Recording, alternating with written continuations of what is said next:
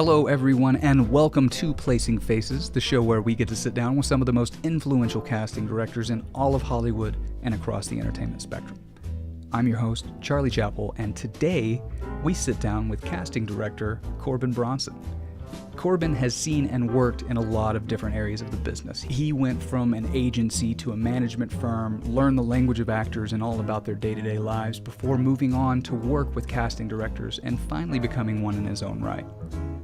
And after all of that, he's worked on some amazing projects as a casting director, including Monk, Revenge, Lucifer, Eureka, and most recently, Marvel's Cloak and Dagger. We got a chance to chat with him at the Collaborator office in the Hollywood Hills amongst the sounds of birds chirping and some nearby home renovations. Corbin is a guy who is mindful of what his work is and means. It goes beyond a paycheck and some boxes to tick off of a director's wish list. I couldn't help but be impressed, and I think that you will too, so I hope that you learn as much as I did.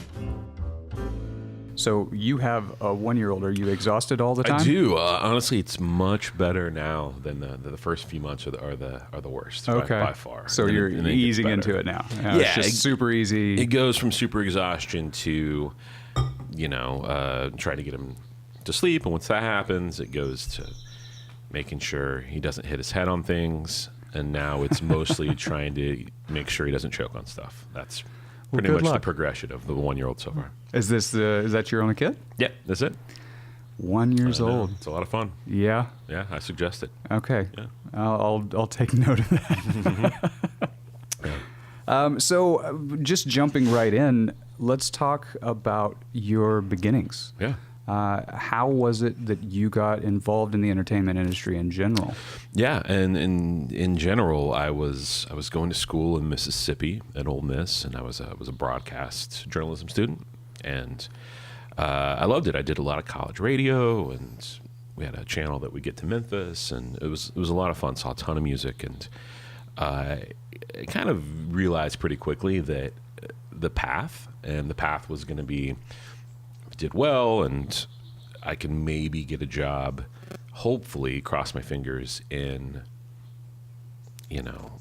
Paducah, and then if I did really well there, I might move to Tallahassee, and if I did really well in Tallahassee, I could maybe get a job in Birmingham. Or I just saw this kind of long road, which is amazing, and people build these great careers, but it just wasn't for me. Mm-hmm. So I had a decision to make, and I found a film school in San Francisco that made a lot of sense to me. It's a private little film school there called the Academy of the Arts, and moved and went to San Francisco and didn't really know anybody, and kind of dove into that. So did you finish your degree at Ole Miss? Okay. No. Yeah, I think I did 6 semesters, I guess, and then realized that this wasn't really what I wanted to do. Okay. And went to San Francisco, and I put in another 1.5 years there, I think. And what I learned in film school was there are a lot of things that didn't interest me necessarily. Just as important to know as the things that do interest you. Yeah, I didn't really care that much about lighting, and I really didn't want to be an editor and all of these things you do when you go through these courses. But one thing they really encouraged is to get a summer internship. And so I knew one person in LA, an uncle. Well, I mean, not really blood uncle, play uncle, I guess. Mm-hmm. The person that your family always tells you is your uncle, but isn't really. And he was a cameraman on The Price is Right. So I called him and I said, I want to come out there.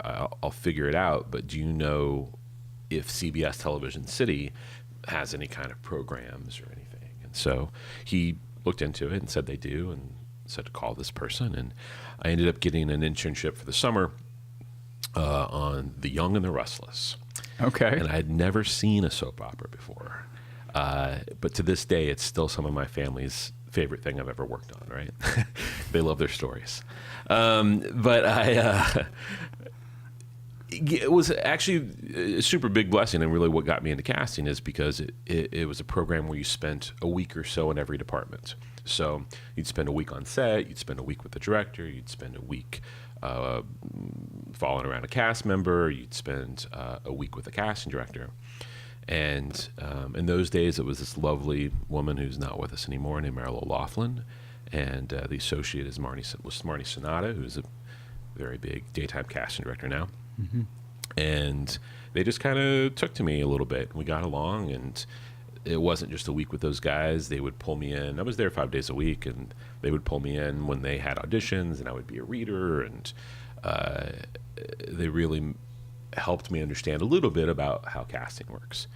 And then on my very last day, sometimes I would give set tours. And there was a set tour of these two women, and I was chatting with them, showing them around the sets. And one of them was Victoria Burrows, who's a big-time casting director. Mm-hmm.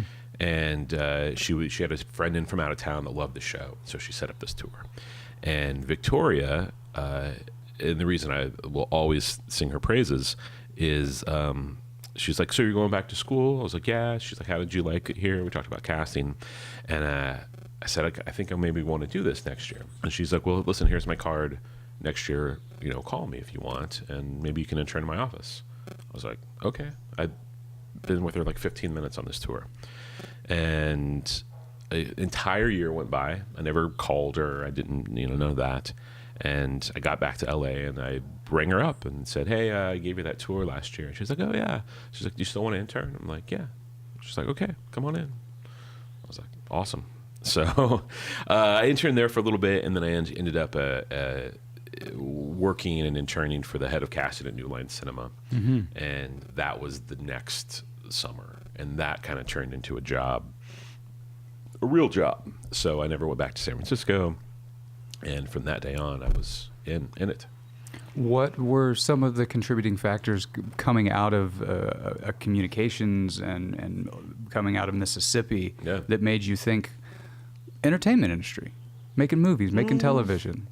I can't say I was a former actor. I definitely was involved in the theater scene in Kansas City. Okay. And I was involved in the improv comedy scene in Kansas City, Missouri, where I grew up.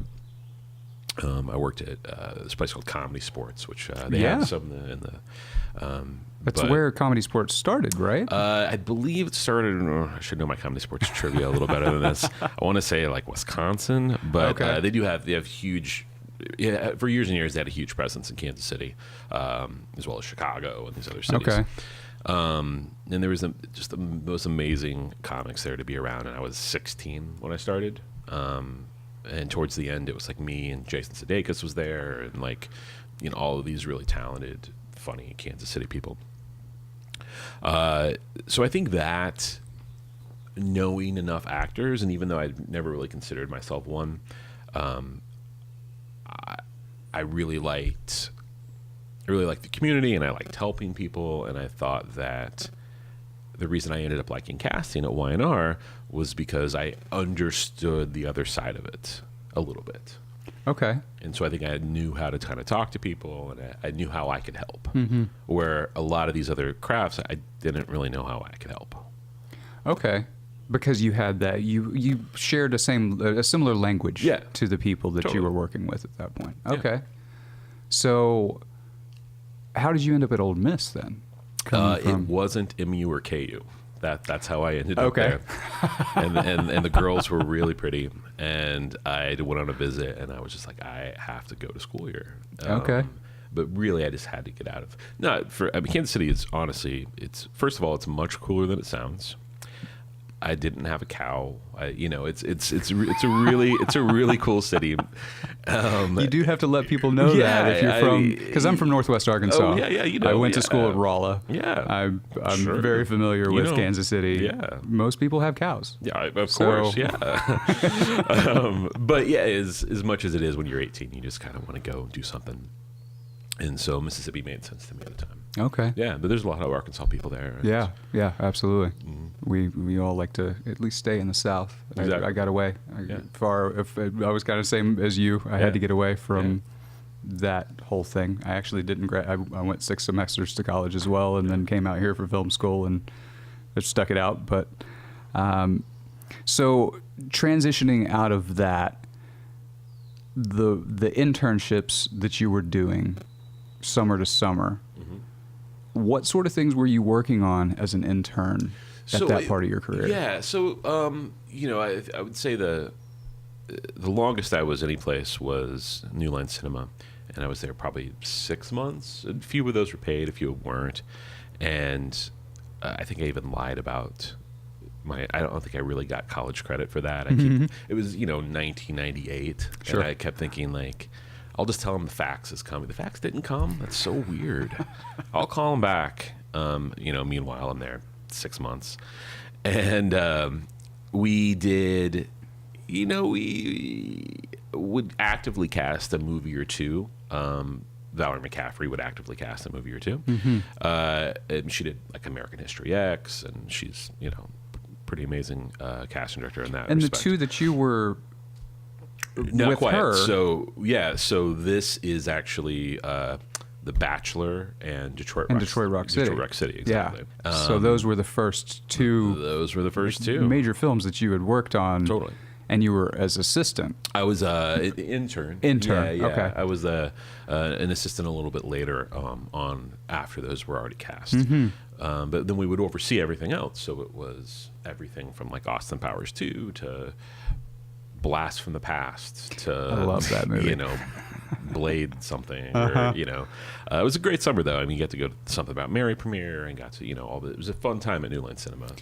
Nice introduction into 100%. the big leagues. Yeah. And most importantly, something I really want to touch on, which will lead us into this next thing, is the associate there, her associate for years, was a guy that's unfortunately not with us anymore named Joe Adams. And he really took me under his wing and really was fairly hard on me in a very loving way, and taught me everything I needed to know kind of to be set up to go get a job. How important was that aspect of it? Somebody who, like you said, was lovingly hard on you, who because to me that says they expected you to act accordingly, get shit done, and be on top of your game. Yeah. How important was that early on in your career? Because I think that very few people get that sort of reinforcement early. Yeah, super important. I mean, he taught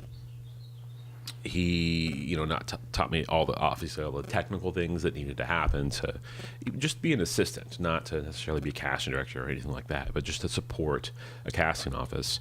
But then just some work ethic professional work ethic I didn't necessarily have coming out of college. From phones to scheduling to, all of these things that you just don't know. They don't teach you necessarily.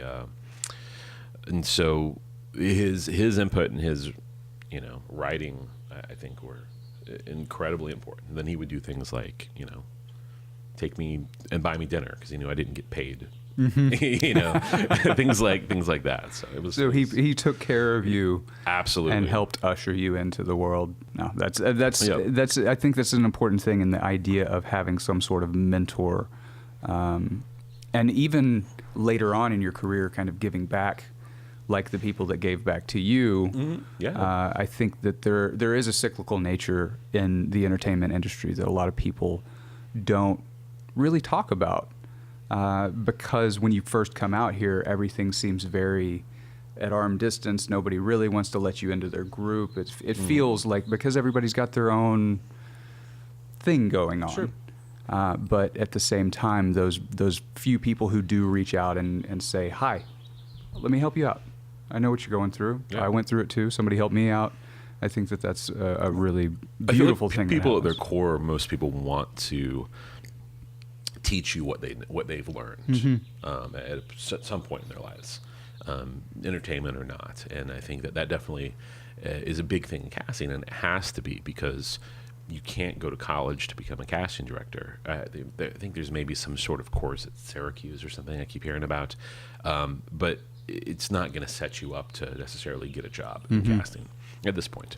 And there should be more. It'd be awesome if it was some sort of curriculum at something. I think that would be amazing. But the way it was done when I came up and the way it's done a lot of times now is you get your foot in the door and then you learn from everybody else. Sure. And so, the casting directors are just kind of built that way. Well, with that idea of getting your foot in the door, do you have any advice for young up-and-coming people who want to get into that casting world of what is a way to get your foot in the door? I mean, in those days it was interning, and, you still can intern for college credit. Mm-hmm. There's a lot of places that would love it. If you're going to, I would say you can't be there on Tuesdays and Fridays from 3 to 6. Like, that's just not going to get it done. Okay. People aren't going to know you well enough to give you anything to do. People aren't going to. You're lucky if they remember your name if you're there 6 hours a week. Mm-hmm. The only way to do it is to be there 5 days a week, as many hours as you can, and only expect, if you do a great job, that maybe they'll pick up the phone or maybe they'll give you a letter of recommendation, and to get experience out of it. I think that's do the work, get the experience. Absolutely. Yeah. And then other people, come in from different careers or maybe just straight out of college and get assistant jobs because, they have some interesting things in college on their resume, or you guys really hit it off in an interview. I've hired a lot of people, coming up, but thankfully a lot of them I was with for a long time. I mean, we had a associate for 6 years, I think, and we had and we'll often use the same group of 4 or 5 or 6 people, not because we don't want to necessarily hire anybody new, just because we took that hiring so seriously. Yeah. And they're great, and so of course we're going to try and use them. Mm-hmm. So back to a little bit earlier on in your career, you worked on some pretty amazing films. Well, yeah, very early. So I and we don't, not that we're going chronological, but I was lucky enough to get a couple jobs in television and learn a little bit about television. Mm-hmm. And then I had asked enough people kind of how things that they would do differently or how they built their career. And one thing that always kept coming up is try to know every side of the job. Super important. Yeah, super important. There's other sides of casting than just auditioning actors. And one of them is what happens on the other side of the phone when you call an agent or a manager. So I'm 22, 23, and I worked a couple years in casting, and I was like, I think I'm going to go spend like 6 months at an agency just to see what happens. When I never wanted to work at an agency. I was on hiatus from some television show, and instead of going out and trying to find another casting job, I'll do this agency job. Wasn't particularly great at it. I mean, I don't think you jump in for 6 months and do anything that well, but I kept my head above water and still have a great relationship with those people. And I came away knowing so much more. I had a much better idea when I picked up the phone and it was an agent or a manager, what they're going through on their end. And it made me a better casting person, honestly. And so then I did the same thing with a management company, and I worked with a management company for another 6-8 months, something like that. And besides, that was a super cool management company, by the way. It was called Propaganda, and it's defunct now, but it was Steve Golan's place before he opened Anonymous. And the cool thing about it was the management company was only like 4 or 5 managers, and they had Nicole Kidman and Matthew McConaughey and all these fancy people, but there was all these amazing directors there too. So my office was next to Spike Jonze, and Neil LaBute was there, and Fincher, and it was Michel Gondry and Romanek. It was crazy. You were around like the artists that. Yeah. That's amazing. Yeah, it was a great time to be there. What sort of lessons did you learn in the agency and in the management company that then translated into what it is that you do? I think that I probably had a better understanding, especially from the management company, of actors' day-to-day lives. It's the lines are so blurred now, and we could spend the next 15 minutes on this subject, but the way it used to work, and I thought it used to work pretty well, is agents have a lot of clients, and you talk to them every few weeks or whatever. They have a deal to do for you, and that's kind of your relationship a lot of times with your agent. And managers had a handful of clients, and they talk to their clients every day for the most part. how did that audition go? I read that script. I think this about it. And being on a micro level that much in these actors' lives, because I was the assistant to this manager, it really gave me a better idea of, I don't know, just what's going on in that world. That way, when I got back to casting, I could do my job better, basically. And what sort of? I don't know. And we don't have to. I was just more empathetic, I think. Okay. Yeah. Okay. It wasn't about my little bubble of casting. It was you more about, you got a view outside the cave, and you saw, okay, that's what they're going through. So maybe I shouldn't be as hard on that for this but absolutely. I may be having a bad day, or but they also probably are too, or you know. Sure. Yeah. And I know, I can tell. People always ask me if I see, a lot of like actors that bomb or something like that. It's like, no, at a certain level, like everybody's usually pretty good. Mm-hmm. Some people are more right for the role than others, but there's just very few people that come in and absolutely bomb. And the ones that do, I could now tell, like, they're having a bad day. Like, this isn't, Sure. They didn't come in specifically not prepared. Mm-hmm. Something else is going on in their world.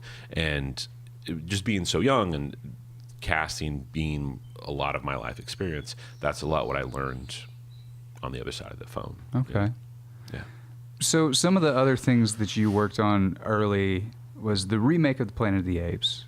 Not the newest iteration, but the early 2000s. So I got after I left the management company, Denise Chamian had asked me to work with her. I was there about a year or so, and it was great. I mean, we did that Planet of the Apes movie, Minority Report, The Hunted, which is a very underrated film. Thanks. In my opinion. I love that movie. Yeah, I was really as involved on The Hunted as anything. And it was an interesting time because Benicio had just won the Academy Award for Traffic, and this was his next movie. Mm-hmm. And it was a big coup, I thought, to get him. I mean, it was. I know they paid him, and he was great. But we read a lot of people before Benicio came on. I think Tommy was always attached, from what I remember, but it wasn't always Benicio. Okay. So we read a lot. Did you know the high level that you were working at that point? Oh, definitely. Yeah, Denise had done Saving Private Ryan. Yeah. And she had, she had amazing movies. We spent, months on a movie that Gore Verbinski was going to direct, and then ended up the writer's strike happened, and then it was Catch Me If You Can, except it was James Gandolfini instead of Tom Hanks, and Gore Verbinski directing. Okay. And when it came back, Spielberg was directing, and Tom Hanks was attached. And we did. I cannot imagine the Gore Verbinski version of that movie. Yeah, it was right after The Mexican. Okay. And that was kind of leading into that. That's the reason that was all heading that way. Yeah. Before Pirates. Okay. Yeah. Okay.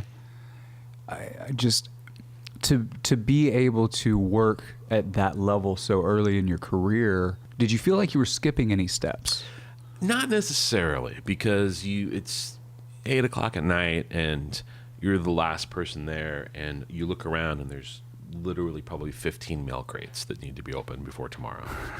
And it's all paper submissions in those days. No steps skipped at all. Yeah. And you're like, I'm happy. This is an amazing job. I'm very lucky to have it, but I'm working for my money. Mm-hmm. And I loved, every minute there. And it was super high level, people coming in, and a lot of very, very famous actors. And to her credit, people that weren't particularly famous at the time that are now huge Academy-winning superstars, that were coming in and pre-reading, because that's the level of taste she had. She just knew it was going to be them one day. Well, and speaking of tastes, I think one of the things that I do like to highlight about all of this is the idea of taste. Yeah. Because that is one of the major things that a casting director brings to the table. Yeah. Where do your tastes come from? So you definitely take a little bit from everybody, I feel like. I think I've worked for 20 casting directors coming up, and they all have, similar in some ways, but they all have their own identities and their own tastes, and you have to form your own too. You can't just say, "Oh, my boss thinks this is the best actor, so that's who I think is the best actor." At a certain point, you kind of have to have your own opinions, and that is the interesting part of the job, is because you can work for director A, who thinks that actor X is the best actor of our generation, and at the same time, you can be doing a movie for director B, who thinks actor X is absolute crap, and they're both right. Sure, yeah. And so that's the interesting part of the job, is not only having a point of view and having your own taste. That'll get you so far, but when you're hired, it's your job to bring that director, to learn their taste a little bit, hopefully, bring them exactly what they're looking for, and then bring them things right and left that they didn't know they wanted. Okay. And it takes, I feel like, a wider view to be able to do that. And that's what casting folks, I think, do really well. What helps you learn that? What helps you learn about other people's tastes and how to kind of curtail even your tastes towards what that other... Yeah, I think, a lot of it's just, hopefully if it's like a series and it's a showrunner or something, you'll be able to just spend session after session with them, learning their taste a little bit. But sometimes it's a pilot, and you have to kind of get in there really quickly. And you do some research and all of these other things, but you have to kind of have your own. You kind of have to bring them who you think is best for the role, based on the 3 drafts of the script you've read, and conference calls and creative conversations with them and everybody else about specifically what they're looking for. Ask as many questions as you can, and then take all of that information and try to hopefully bring them what you think they're going to like. Mm-hmm. Okay. Yeah. If they don't, then you do it all over the next day. And adjust from there. Sure. Okay. What sort of questions are you asking of them to try to suss out what it is they're looking for? And I know it changes project to project and genre to genre and even episode to episode probably. But what sort of things are you trying to get from them? Maybe just stuff that's not necessarily on the page. Mm-hmm. Also, I think a super important part of a casting director is, if I have 15 roles to cast in an episode, 13 of them, 12 of them are going to be co-stars. There's not going to be 15 guest stars. That's like a mini series or something. So a lot of these co-stars aren't necessarily going to be as fleshed out as some of these other big roles. So I may have exactly what I need on some of these guest stars that are 30 pages of 60 pages or something. But some of these smaller characters I need to know more about. And I can take a guess, and I can kind of bring you what I think might be interesting, but I'm going to ask you about it and see if you have any thoughts. And if I can be a casting director and suggest, why can't this person be a little older, or why can't this person be a woman, or why can't this person, you know what I mean? That's part of a casting director's job too, is to think outside the box. And how often do you get a chance to actually think outside the box? As much as you can. Yeah, absolutely. And maybe it's just a person or two in a session of, 10 people or something. But again, that's bringing them people that they didn't know they wanted. How do I want to put this one? Because I've gone completely off my notes now. Now I'm just very curious. So when you are sussing out what one of these characters should be, and you're not given a whole lot of information, that allows you the ability to kind of play a little bit. Yeah, and sometimes we'll keep it not vague on purpose, but we won't, guess on a lot of stuff, and we'll let actors, do what they do so brilliantly, is to take this cryptic breakdown in these 2 pages and bring them to an audition, or their ideas to an audition. And that allows you to open it up to multiple ethnicities, to different genders, to all sorts of different things. And I think the thing that I'm trying to get at with this is the idea of not just casting diversity for diversity's sake, but the idea of bringing diversity into the entertainment industry more so. Mm-hmm. We've had conversations with other casting directors about how important it is that you guys do think about diversity. 100%. And I wish it maybe was happening more on the writing level. Okay. Sure. So we didn't have to be the kind of backstop. But when it isn't, we'll be the first people to jump in and try to usher it that way. Are you seeing more and more productions, directors, producers open to the idea of, okay, well, maybe that doesn't have to be a mid-30s white fella? Sure, absolutely. We're on these calls every episode. Then we'll, a lot of times, you'll be shooting out of town and you can't have everybody in one location. So you'll set a conference call and it's usually the day the script comes out. Everyone will have read the script, and for the casting portion of this call, we're going to go through person by person, and we're going to add anything you need me to know about this character or something. And when we get to one that's not particularly fleshed out, or one that literally could be it maybe is written like a male doctor, and he says this and he says that. And so we're going to bring you some options and show you a couple great ladies that we have in mind too. And they'll be like, great, no problem. So again, I kind of have to step back to early in your career. Your first TV casting credit as a casting associate was on 2003's Battlestar Galactica. Yeah. Episode 1.1 and 1.2. Yeah. 4-hour miniseries backdoor pilot. Yeah. So it was either, if it was good, it was going to go on the air. It was going to be a series, and maybe it was just going to live as a miniseries if it aired at all. And it was good. Yeah, it was great. It was great. I mean, I having seen Queen of the Damned and knowing Michael Rammer, like I knew it was going to be good. Yeah. I just visually, I got it. It was an interesting time because there was other property, like there's a whole Richard Hatch, like Battlestar plan, and there was, and it wasn't, even though there were multiple people wanting to make this thing, it wasn't a flashy property. You know what I mean? People Sure. were like, sure, Battlestar reboot, go for it. And we had a lot of people not show up to sessions, and they just didn't know what it was going to be. They didn't know, and how could they?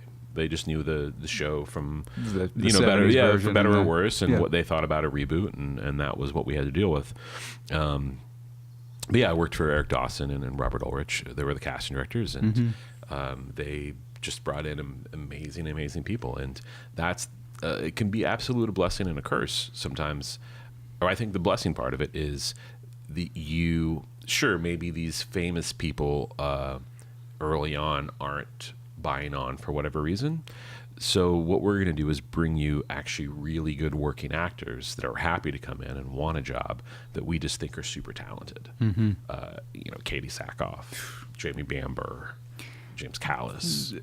I feel like that was Eric and Robert's way of, obviously just imparting their taste on the show. But sometimes casting a famous person to cast a famous person is letting the tail wag the dog. Yeah. And that is by far the least interesting part of casting to me. Anybody that has IMDb can sit and make a list of famous people. It takes a casting director to find the right use for them, or to realize when that's just overcasting. Yeah. At a certain point. Have you ever seen a movie that's has 20 of the most famous people in the world in it, and it's a terrible movie? Oh yeah. Yeah. Absolutely. I mean, we were actually talking about it a little bit before, and we can actually go into the subject now of the term comes from Broadway, right? It seems more a Broadway term, but the idea of stunt casting, of bringing in famous people because or somebody who has a big internet following to perform a role, because that's going to help get the money that either needs to be made for the film. The idea of stunt casting, do you think that ever works out the way that they intend it to? I don't know. I've seen it work. I've seen it work great, and we can talk about this next.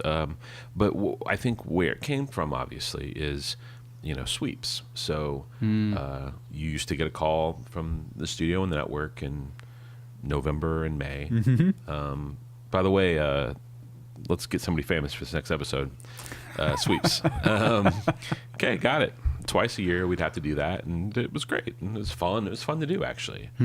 And it slowly built from there. Okay. And then all of a sudden there was off-cycle pilots, and there was just year-round casting, and then summer and all of these things, and then there was kind of no sweep. I mean, there still is sweeps, but not in the casting way that it used to be. Yeah. But I'll tell you, when I worked on Monk, we would use it like it was fun.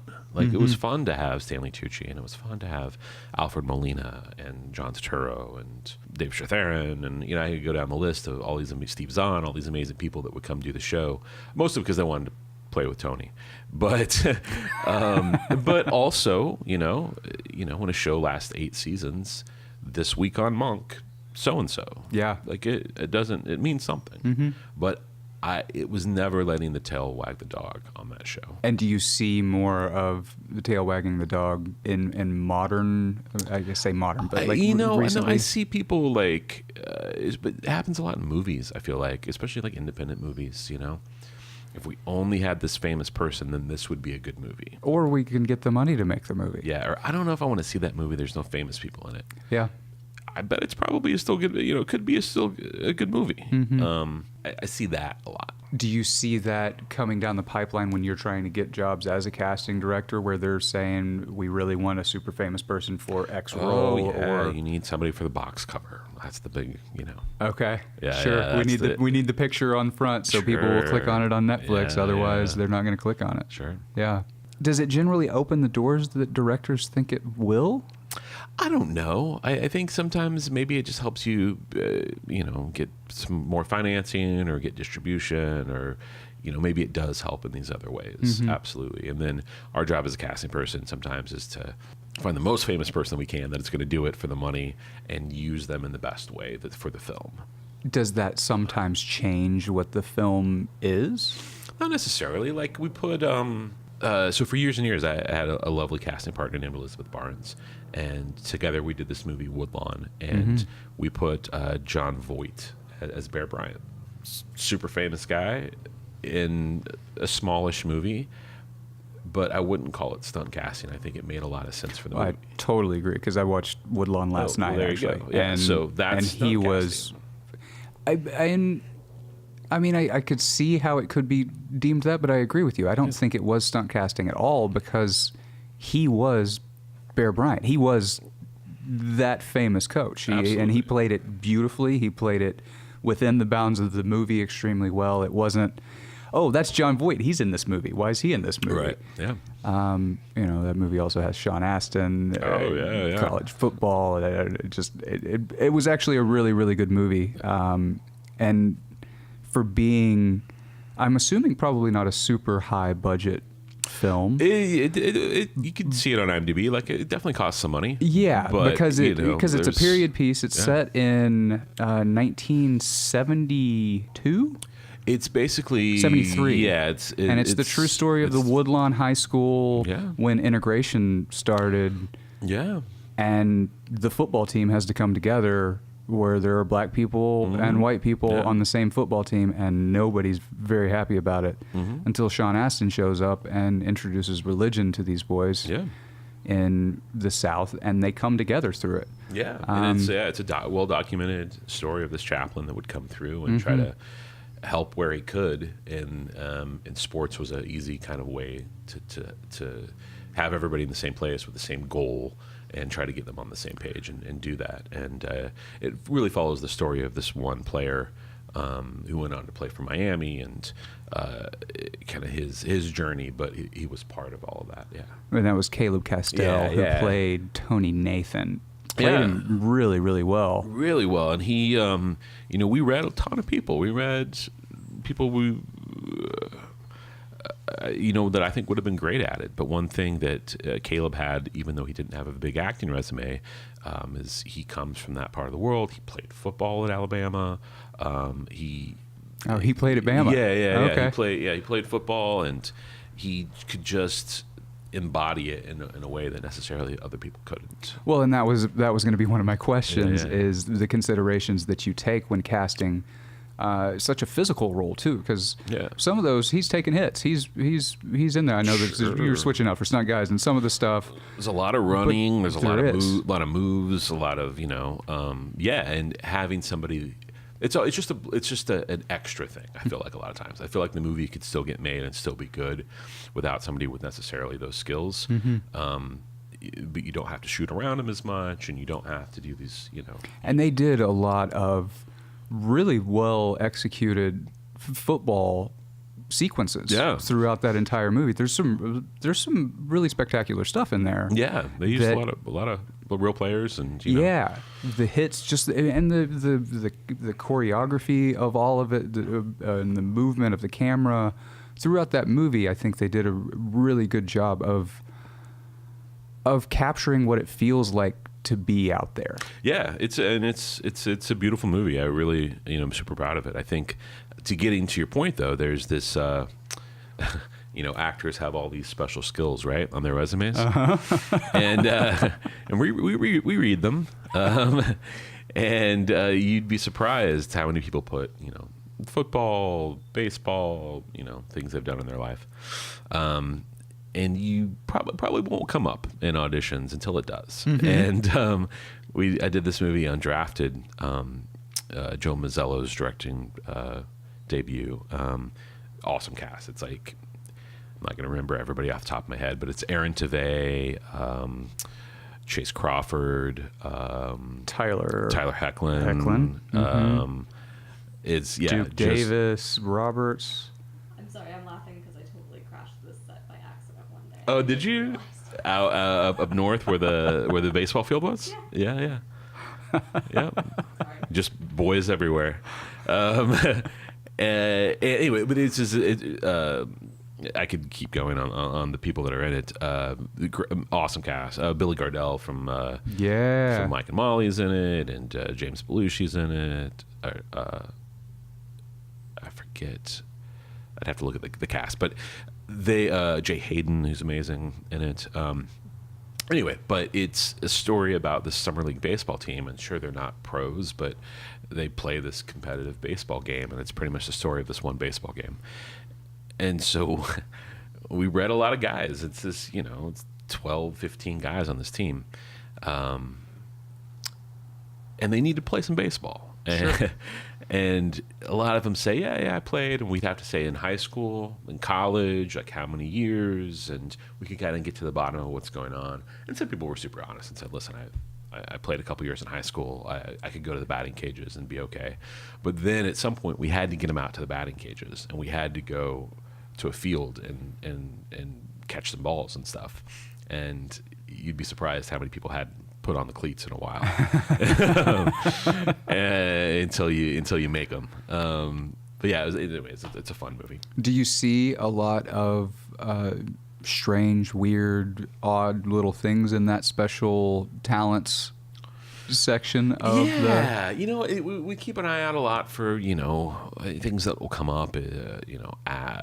Accents or languages is always comes up. I feel like ASL or there's all these little things that people, special skills that people have that will come up. You should put all that stuff down there.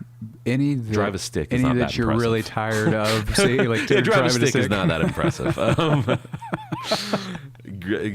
Gives great hugs. Not that impressive. Sorry. So I wanted to talk about another one of your movies that people may have not heard of. It's a movie that you actually recommended in our pre-call, Music Within. Yeah. This was your third feature that you worked on as a casting director.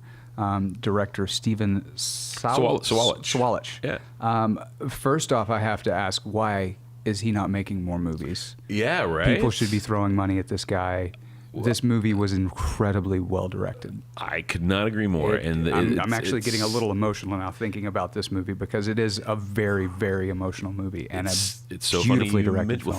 Thank you. The funny thing is, I had lunch with him yesterday. You did, and I haven't seen him for a while. I mean, we're buddies. I mean, we weren't buddies before this, but we're friendly. And I had just went on.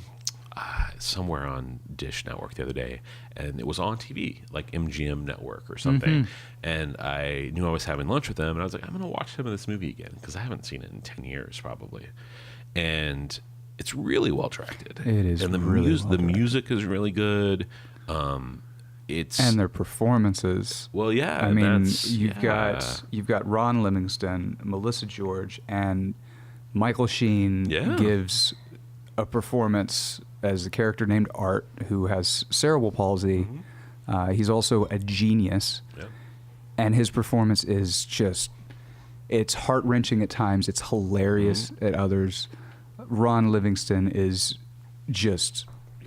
kills it. He's great. He's really, really good in this movie. Yeah, Hector Elizondo, Rebecca De Mornay. There's it was really fun to cast, and we really took our time. And one thing that I did on this movie that I don't do on every movie, and I'm happy that I did, it shot almost entirely in Portland, Oregon. And I had a couple months off from Monk, and I went up there, and I lived December and January 04 and 05 in Portland, and I cast 40 plus roles up there. Awesome. I just got to know the talent. I would have like open calls. And anybody that you probably didn't know from LA is from up there. What prompted that? I had the time off, and they needed somebody. Okay. And they're like, do you know any local casting in Portland? And I'm sure I did, but selfishly, I kind of wanted as much to do with this movie as I could, because I really believed in it. Yeah. And I was like, I'm not really willing to let it go right now. I kind of want to keep going. So I went and did that. But interesting thing, obviously, you bring up Michael Sheen, who plays somebody with CP. We did read a lot of actors with CP. You did? Absolutely. Yeah. It was important to us to really cover... in the movie, it's all about the formation of the Americans with Disabilities Act, and it was important to the film, obviously, to have as many people with disabilities in the film as possible, and I feel like we did a fairly good job with that. But also to cover this acting pool of someone with CP, and we got close a couple times, but it didn't exactly work out the way that we had hoped. The best intentions, and I remembered, I'd seen Michael in Amadeus when it came through LA, and just remembering him just being one of the best actors I'd ever seen. And he ended up repped by somebody I worked at that management company. He was his manager. He was a client there, and he was still in London, and he hadn't been to America to work. And we had enough lead time on a movie where we could get somebody their working papers. Okay. So that's what we did for Michael, or what the production did for Michael, was they got him his visa and paid for it and all this stuff, and he was able to come out and do this movie. So did you offer it to him? Like, what? Walk me through the timeline of it. So did you audition some people with CP first? Oh, yeah.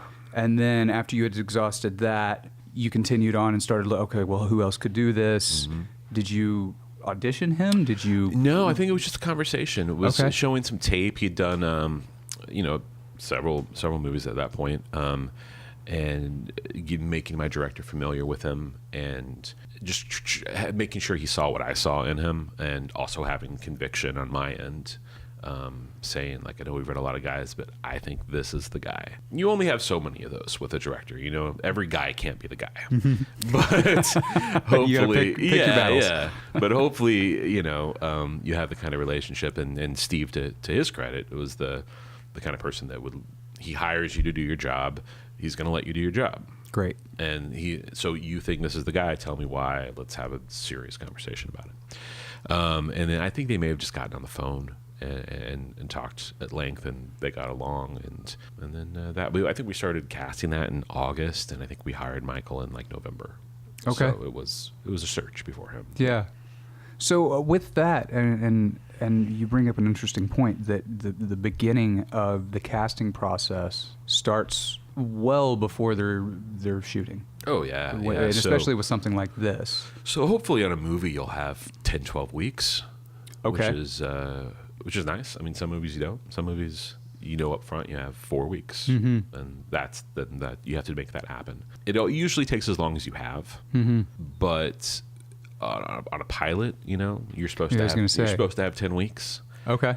But You're supposed to. You're right? supposed to, According to. though that's what your deal is done for. Okay. Yeah, so you'll have it's a 10-week deal, And is that to cast? That's to cast the pilot. yeah. Okay. So you'll have these 10 weeks, and but yeah, I mean you'll end up casting a pilot in 2, 3, 4 weeks maybe.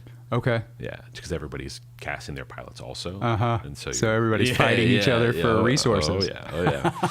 I've never really thought about that aspect of it because you're all yeah. fighting over. Well, as an actor, it doesn't seem like the resources are limited, but from a casting director's perspective, when you're like, oh well, this person could do it. Shit, they just got hired on that show. Nope, can't do that. Who else? Yeah. You gotta. There's a lot more than just okay. Well, I've got an editor for this person. Let's Yeah. go ahead and put that out to that person. Exactly. But you'll get it done, and then in our television you have 8 days or 7 days, kind of depending on what your prep is, and that's if the script's on time. And then maybe the script's not on time, and then you only have 4 days or whatever. But So that's when you're into the series. yeah, Okay. exactly. So that turnaround, you're working basically. For instance, like with Monk. Monk was an hour. That was and that was an comedy 8-day drama show. 8-day turnaround for each episode. It Yeah. ran 18 episodes a season. prep. About? You're almost, I think, 16 to 18. 16 to I 18, think somewhere in there. swapped every now and again. Yeah. How long is that process then? So because with you, one of the things that I found really interesting that we could get into is you with Monk and into Little Monk, you went from the job title of casting to casting associate to casting director, all within the same show, and then went on to be a casting director on the spin-off show. And then had so the way that it most simply works, and I think works the best, is you are a casting assistant until somebody hires you to be an associate. Hopefully that's after a lot of experience, and hopefully you're qualified to be an associate. But then once you are, you are, and you can join the union now. And I spent 2 years on this committee to unionize. One of the most things I'm proud of the most in my casting accomplishments, because there wasn't casting directors didn't have a union. Yeah, and still you guys are under the. Now we're Teamsters. You're under the Teamsters Yeah. union. So in 06,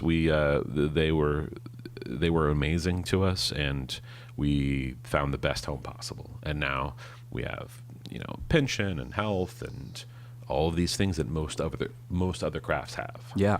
And I We remember. got to get you all that Oscar though. Right, well, exactly. That's I couldn't agree more there. But I remember having a conversation with somebody else that was on the board, and she had been, and we had this amazing guy, Steve Diane, oversee us, and from the Teamsters, and he had been in the business exactly as long as she had. They got in like the same month in the same year, and he was now, as a locations manager, fully vested and had health care for his entire family and a pension. And this other woman on the board that had been in the exact same amount of time had what she'd saved, Yeah. And so that's the difference between being in a union and not, at least in our case. Mm-hmm. And so I was. So you were on the board that helped make that happen? Yeah, well, I was the associate member on the board. Okay. Yeah, so we worked really hard on that. But I will say that the way it should work is you're an assistant, you're an associate. Hopefully you're not necessarily doing as much assistant work. You're now doing a lot of the facilitating of schedules and agents and deals, closing deals, and also kind of doing some casting director work, because that's the idea, is the next step is to be a casting director. So hopefully that casting director will have prepped you as much as they can and given you as much responsibility as they can so that you can do the job on your own. And that's what happened with Monk. So I came in as an associate, and I was an associate maybe for 2 seasons. And then Anya Koloff and Amy Britt, who cast the show, they started the end of season 2 and then cast with me until the end of season 8. Mm-hmm. They, basically saw enough in me and knew that I could do it to kind of do all the day-to-day stuff on my own from there on out. And then I was a casting director with those with those ladies, and did another 60 episodes or something. Then what I was going to say, what sets you up after that is you have a casting director credit, so you can hopefully have your own clients to try to get your own jobs. LA is full of amazing, talented casting associates that can do the job, but you're only a casting director when somebody pays you to do it. Yeah. So it's getting that first client that's hard. Mm-hmm. But Monk was amazing in a lot of ways, and still great friends with all the guys.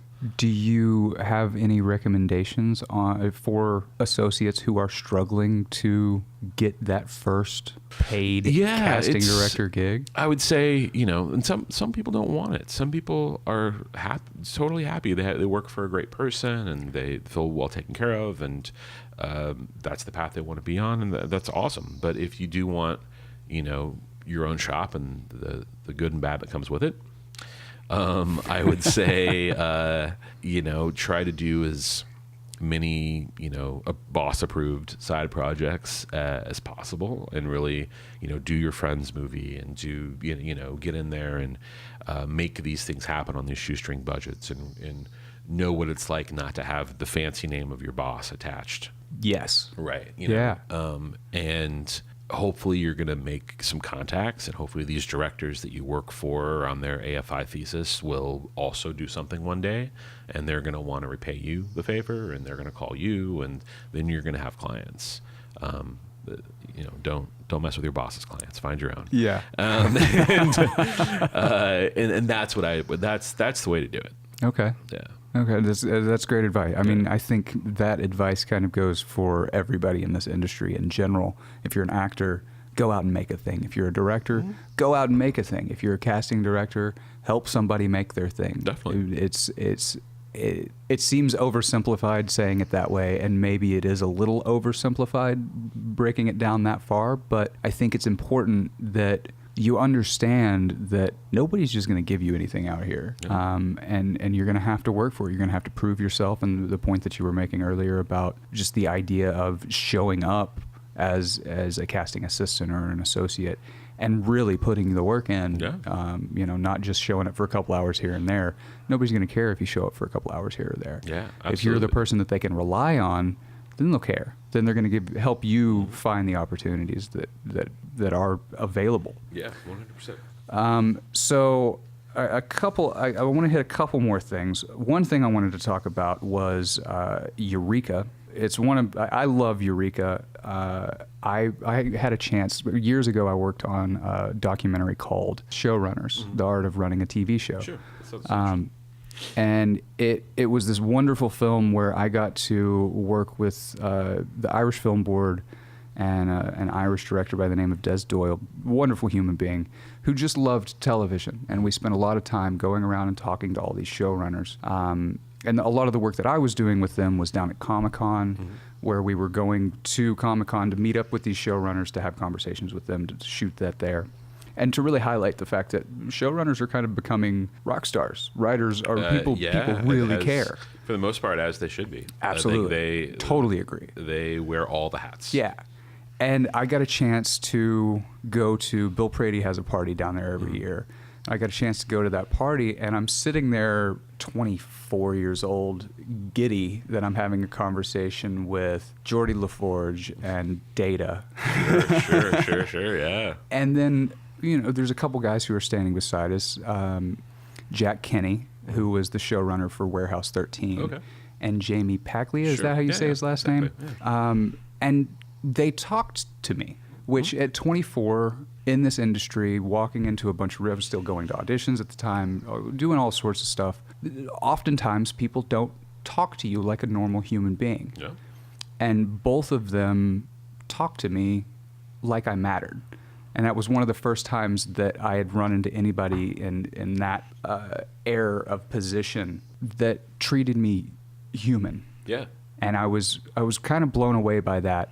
And it took me going back home, and then I binged both of those shows and still love those shows. Yeah. So after all of that, you came into Eureka in season 4. I did 2 seasons of the show. Three. I did So the end of 3 and 4? I did all of 3 and 4. You did all of 3 and 4? Yeah, if I remember Okay. correctly. Yeah. What is it like coming into a show that has already got its main cast of characters? Because you're adding a couple Sure. characters per episode here and there, but Yeah. what is that like?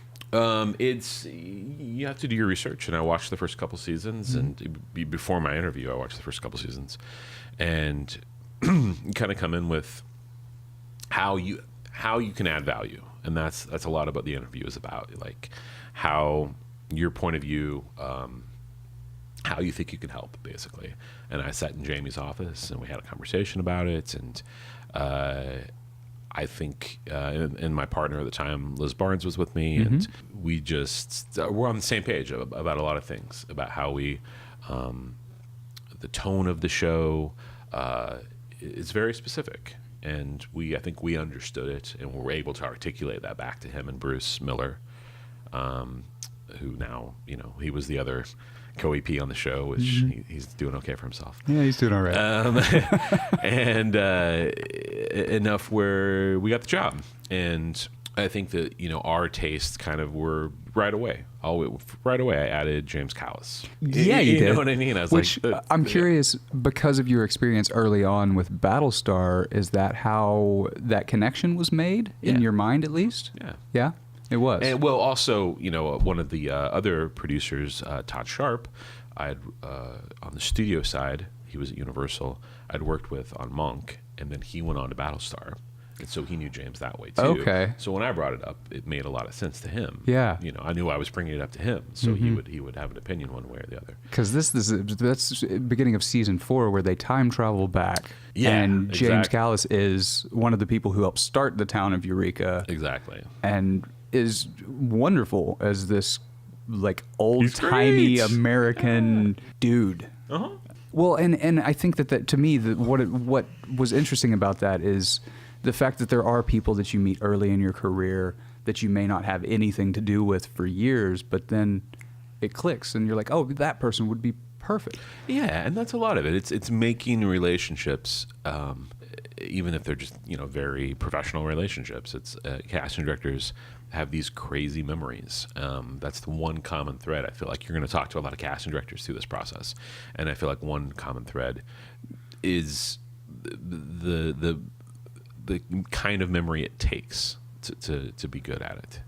And what are the things that contribute to that memory? What it's a little bit of a learned skill. It's something you have to absolutely work on and focus on. But not only do we remember that you're an actor, but we remember when we met, and we remember who your agent is, and we remember how your last audition went, and we remember, you know what I mean? Yeah. And I know that's not what people think happened. No, they don't. They absolutely not. They think that why would they remember me? I was one of 200 people that walked into that room that day. There were 12 people out in the hallway that looked exactly like me, but you're remembering those things. All 200 of them. Yeah. That's and wild. Yeah. And it's something that is very helpful in casting. It's also very helpful in life. Yeah. I'll be at the grocery store, and I'll be like, "Oh, Tom, how are you?" And I'll be like, "Oh, hey, I'm sorry, we've met." I was like, "Yeah, at your audition last week." That's not hyperbole. That's a fairly common occurrence. Yeah. So, correct me if I'm wrong. Did you recast a character in Eureka as well? Sheriff Andy, was he a character Sure. before? I think that was Canadian casting. Okay. And Corinne Clark and Jennifer Page, who are two of my favorite Vancouver casting people.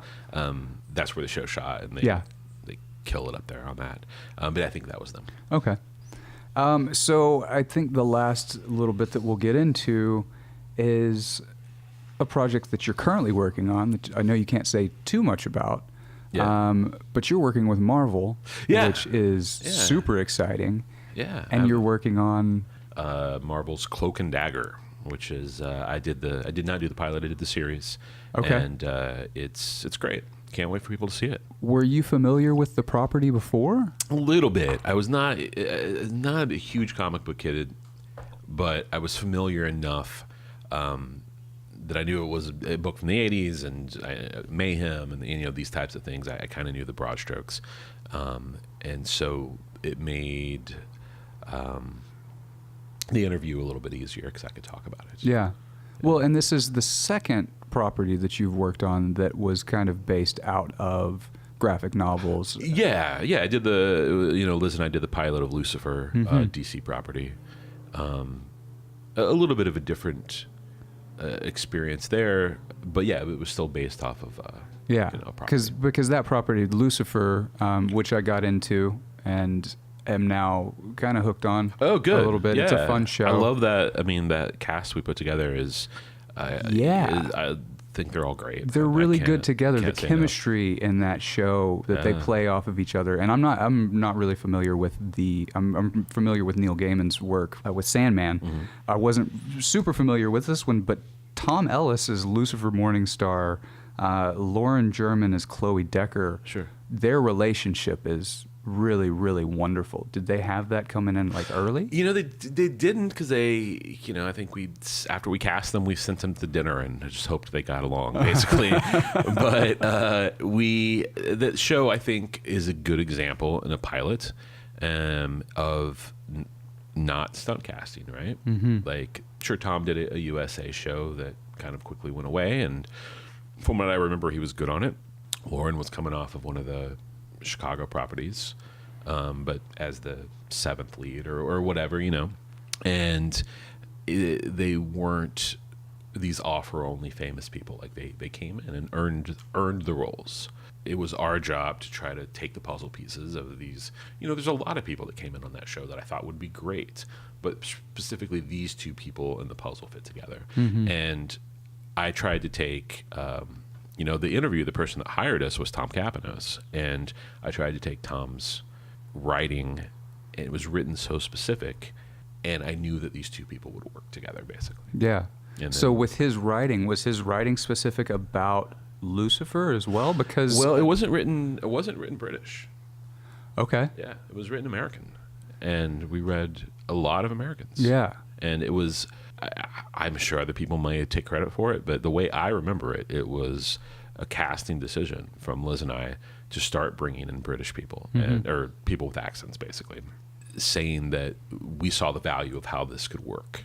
He's already the devil. Why not make him otherworldly from nowhere, basically, and somewhere that's not America, and why and how that could work and why it could work, and that's the way we ended up, I mean, I think it was a great casting. We were talking a little bit about it earlier, being that this was based off of the spinoff of the Sandman series. Yeah.